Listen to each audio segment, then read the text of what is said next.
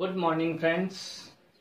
Online classes में आपका स्वागत है मेरे यूट्यूब चैनल पर। आज का जो अपना टॉपिक है वो है सेमीकंडक्टर अर्धचालक। छोटी क्लासों में अपन ने बहुत थोड़े शब्दों में बहुत थोड़ी लिमिटेड जानकारी इसके बारे में पढ़ी है। आज अपन थोड़ी सी डिटेल पढ़ लेते हैं इसके बारे में। आपने पढ़ा है कि ठोस पदार्थ है, जब ठोसों के अंदर विद्युतीय गुणों की बात की जाती है तो विद्युत चालकता के आधार पे अपन ने यह पढ़ा है कि ठोस पदार्थ है वो तीन प्रकार के होते हैं। पहला चालक, सेकंड कुचालक और तीसरा है अर्धचालक।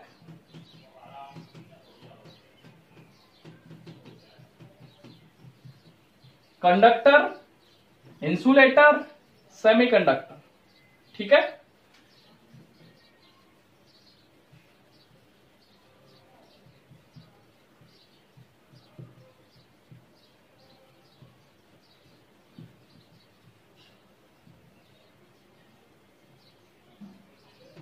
क्या होते हैं तीनों?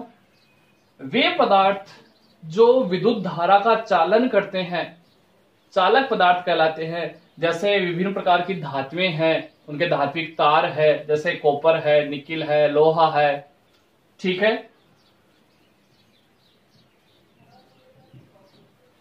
ये पदार्थ विद्युत धारा का चालन करते हैं। ध्यान देना, इन पदार्थों की जो चालकता होती है, चालकता का मान 10 की पावर 4 से 10 की power 7 ohm inverse metre inverse होता है। इनकी चालकता का मान बहुत ज्यादा होता है। कुचालक ऐसे पदार्थ जिसमें विद्युत धारा प्रवाह नहीं होता है क्या कहलाते हैं? कुचालक कहलाते हैं। जैसे फॉर एग्जांपल लकड़ी, रबर। ठीक है।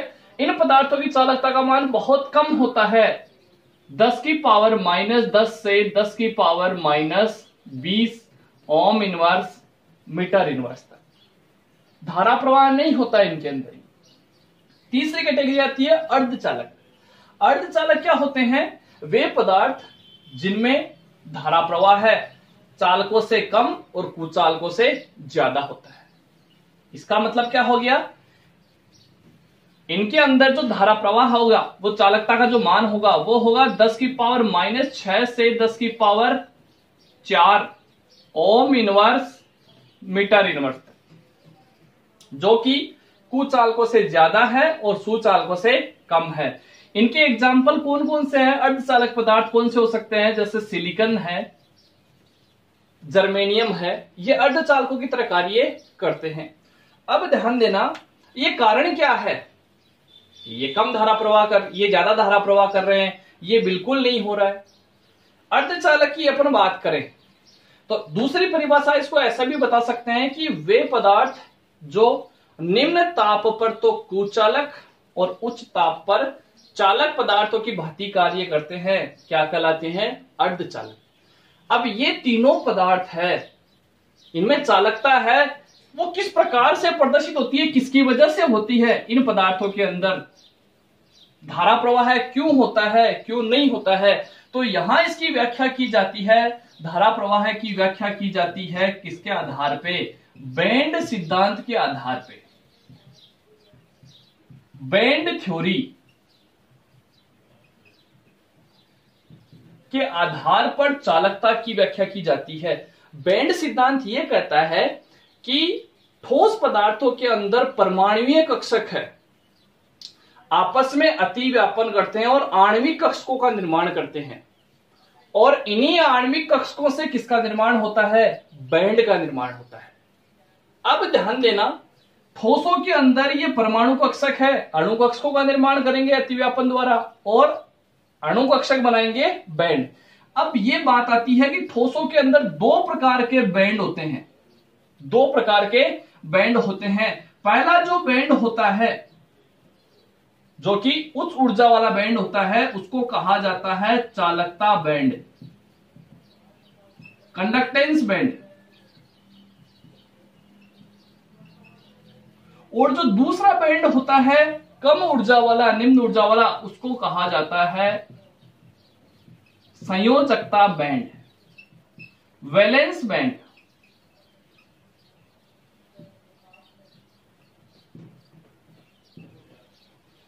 चालकता बैंड उच्च ऊर्जा वाला बैंड होता है और इसमें चालकता प्रदर्शित करने वाले इलेक्ट्रॉन होते हैं। ये ध्यान रखना, चालकता बैंड के अंदर चालकता दर्शाने वाले इलेक्ट्रॉन होते हैं, इलेक्ट्रॉन उपस्थित होते हैं। जबकि जो संयोजकता बैंड होता है, संयोजकता बैंड में संयोजी कोष या जो वैलेंस शेल होता है उसके इलेक्ट्रॉन उपस्थित होते हैं। बाह्यतम जो कोष होता है उसके इलेक्ट्रॉन उपस्थित होते हैं। ठीक है, अब यहां ध्यान देना है कि बैंड सिद्धांत के आधार पर ये तीनों पदार्थ की चालकत्व की व्याख्या किस प्रकार से की जाती है। ध्यान देना कि जो सुचालक पदार्थ होते हैं, चालक पदार्थ होते हैं, उनके अंदर जो चालकता बैंड है और संयोजकता बैंड है, इस प्रकार से बैंड बनेंगे। ये तो कौन सा हो गया, चालकता बैंड, और दूसरा कौन सा बैंड हो गया, संयोजकता बैंड। सुचालकों के अंदर संयोजकता बैंड और चालकता बैंड है वो एक दूसरे पर ओवरलैप होते हैं, अतिव्यापित हो जाते हैं, जिसकी वजह से सामान्य ताप पर ही संयोजकता बैंड वाले जो इलेक्ट्रॉन है वो कहां चले जाते हैं, चालकता बैंड में चले जाते हैं, जिससे वो विद्युत धारा प्रवाह करेगा। इन दोनों बैंडों के बीच में जो ऊर्जा अंतराल होता है जिसको बोलते हैं वर्जित ऊर्जा अंतराल, वो सुचालकों में कितना होता है, 0। ठीक है, दूसरी बात करते हैं कुचालकों की। कुचालकों में क्या होता है, या बात कर लेते हैं अर्धचालकों की। तो अर्धचालकों के अंदर क्या होता है, जो दोनों बैंड है, कौन सा बैंड, चालकता बैंड, और दूसरा कौन सा हुआ, संयोजकता बैंड। इन दोनों के बीच में जो ऊर्जा अंतराल है, ये जो वर्जित ऊर्जा अंतराल है, वो 1 से 3 इलेक्ट्रॉन वोल्ट के मध्य होता है। किसके अंदर, अर्धचालकों में, जिसकी वजह से सामान्य ताप पर जो इलेक्ट्रॉन है वो संयोजकता बैंड में रहते हैं।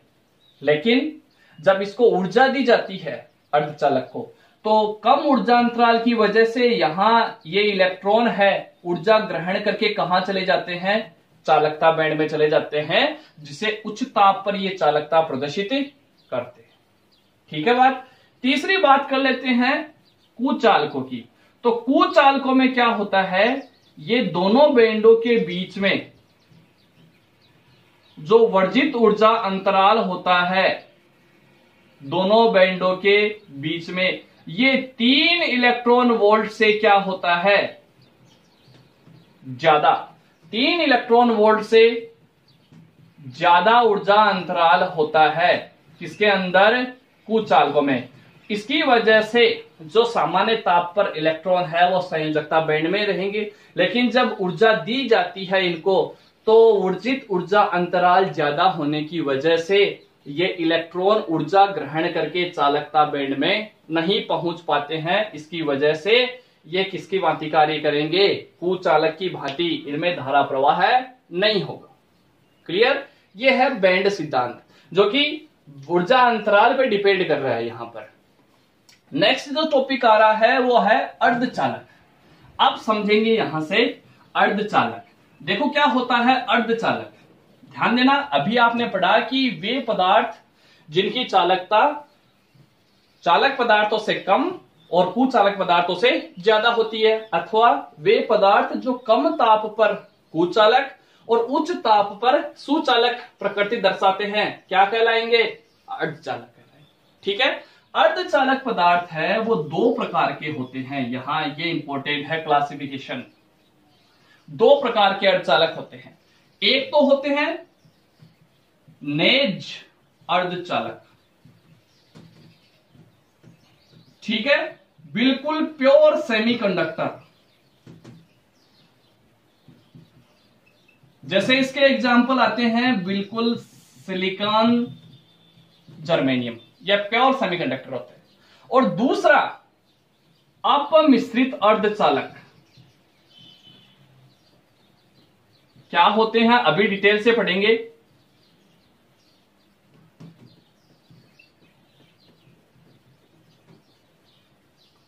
डोप्ड सेमीकंडक्टर,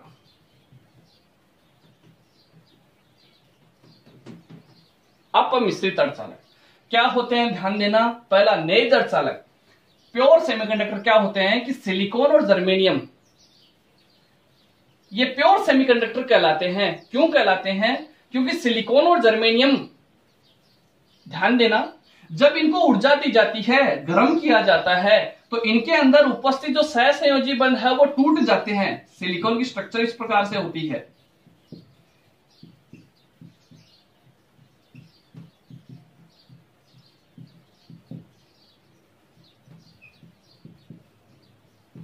इस प्रकार से ये जुड़े रहते हैं। यहां ध्यान देना, जब इनको ऊर्जा दी जाती है, ताप दिया जाता है, ऊर्जा दी जाती है, तो इनमें उपस्थित सहसंयोजी बंध टूट जाते हैं। सहसंयोजी बंध टूटने की वजह से इलेक्ट्रॉन मुक्त हो जाते हैं, और इन्हीं मुक्त इलेक्ट्रॉन्स की वजह से इनमें क्या प्रवाहित होती है, धारा प्रवाहित होती है। ये चालकता प्रदर्शित करते हैं। और इलेक्ट्रॉन मुक्त होने के साथ साथ जब इलेक्ट्रॉन यहां से निकल जाएगा, तो इलेक्ट्रॉन मुक्त होने के साथ साथ यहां पर धनावेशित इलेक्ट्रॉन छिद्र भी उत्पन्न हो जाता है, जिसको क्या कहते हैं, होल। इस पर आवेश कैसा होता है, पॉजिटिव, और इलेक्ट्रॉन पे कैसा होता है, नेगेटिव। तो ध्यान देना, नेज अर्धचालकों को जब गर्म किया जाता है तो सहसंयोजी बंधों के टूटने से कुछ इलेक्ट्रॉन मुक्त हो जाते हैं, और उन्हीं मुक्त इलेक्ट्रॉन्स की वजह से वो क्या प्रवाहित होते हैं, धारा प्रवाहित होती है, वो चालकता प्रदर्शित करते हैं। हालांकि इनकी चालकता का मान क्या होता है, शुद्ध अर्धचालकों की चालकता क्या होती है, कम होती है, ठीक है। अतः इनकी चालकता को बढ़ाने के लिए किनका प्रयोग किया जाता है, अपमिश्रित अर्धचालकों का प्रयोग किया जाता है।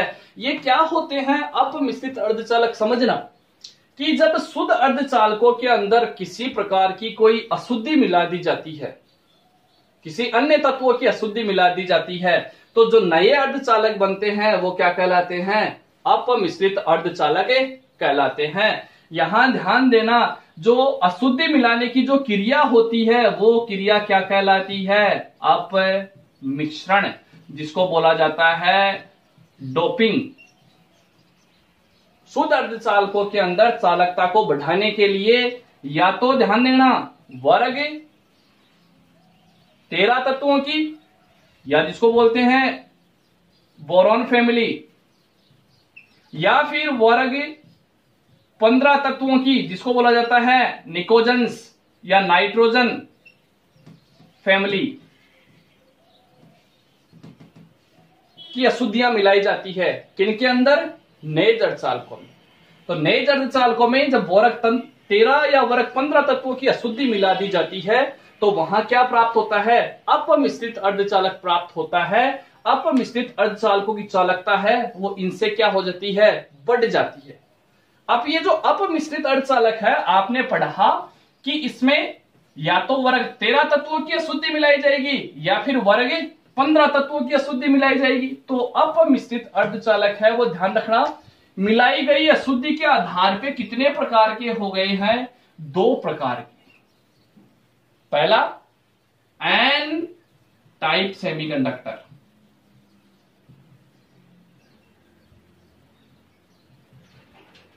एन प्रकार के अर्धचालक, और दूसरा है पी टाइप सेमीकंडक्टर या पी प्रकार के अर्धचालक। क्या होते हैं, बहुत इजी ट्रिक है, ध्यान देना। सिलिकॉन और जर्मेनियम के अंदर, शुद्ध अर्धचालकों के अंदर सिलिकॉन या फिर जर्मेनियम में कौन से वर्ग की, ध्यान देना, वर्ग 15 तत्वों की अशुद्धि मिला दी जाती है। वर्ग 15 तत्वों में नाइट्रोजन गैस है, उसको छोड़ दो, फास्फोरस, आर्सेनिक की अशुद्धि मिला दी जाती है।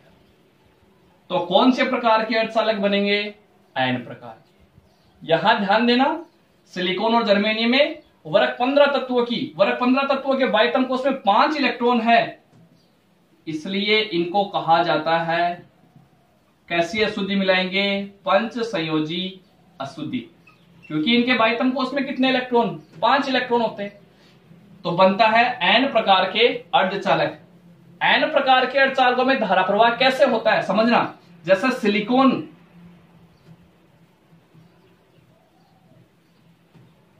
क्रिस्टल की बात करें,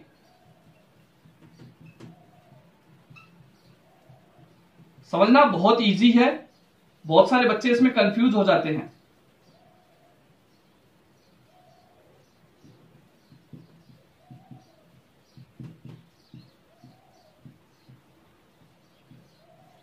ठीक है, अब मैंने क्या किया, सिलिकॉन के अंदर किसकी अशुद्धि मिला दी, वर्ग 15 तत्वों की फास्फोरस की या आर्सेनिक की अशुद्धि मिला दी, आर्सेनिक की अशुद्धि मिला दी।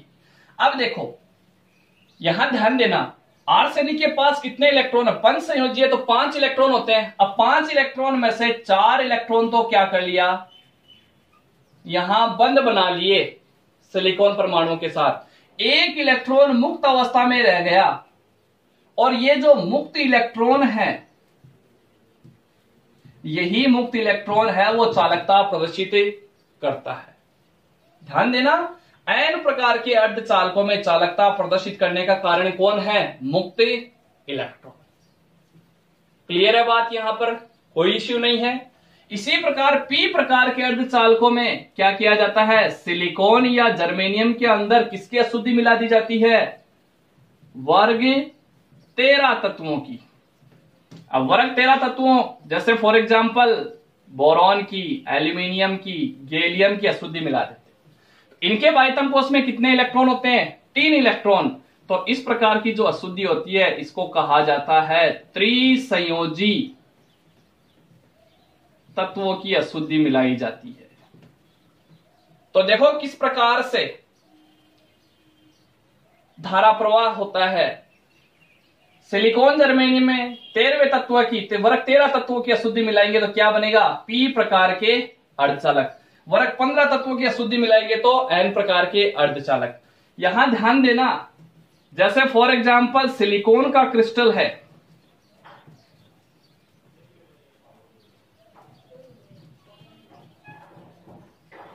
यहां ध्यान देना,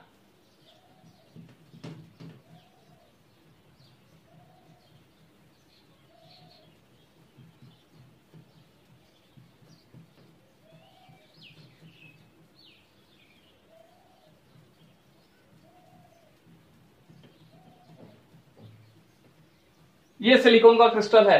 इसके अंदर अपन ने क्या किया, सिलिकॉन को हटाया और इसकी जगह एल्यूमिनियम की अशुद्धि मिला दी। अब एल्यूमिनियम के बाह्यतम कोष में कितने इलेक्ट्रॉन होते हैं, 3 इलेक्ट्रॉन।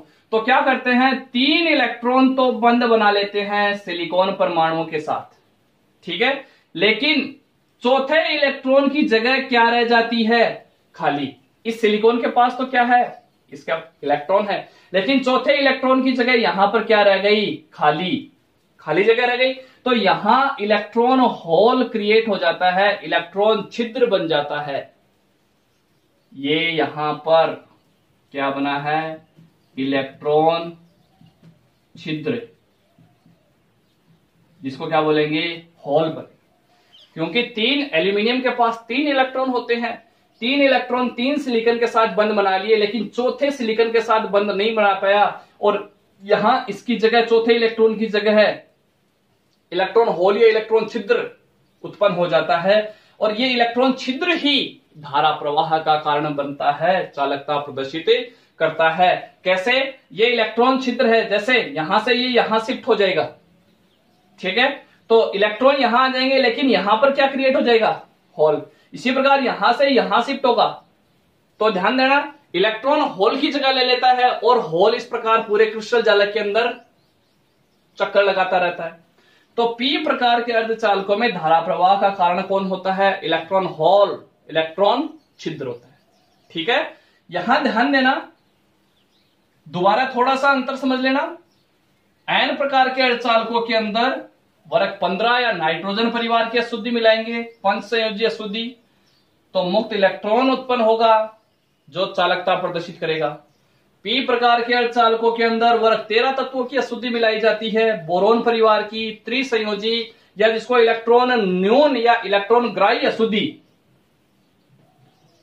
इसको बोला जाता है इलेक्ट्रॉन ग्राही, और इसके पास इलेक्ट्रॉन की अधिकता है तो इनको बोला जाता है इलेक्ट्रॉन दाता।